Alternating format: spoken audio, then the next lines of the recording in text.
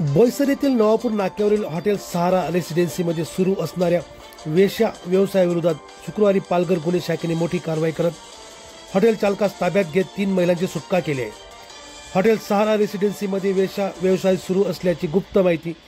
पालघर गुन्हे शाखेला मिळाली असता शुक्रवारी सायंकाळी 6 वाजेच्या सुमारास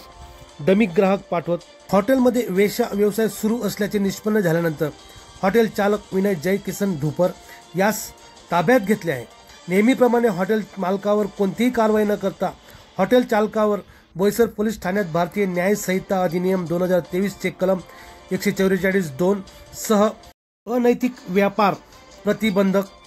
अधिनियम 1956 चे कलम 3, 4 व 5 प्रमाणे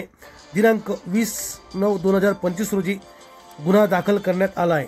पीडित महिलांना children home for girls rescue foundation Boisar येथे पाठवण्यात आले असून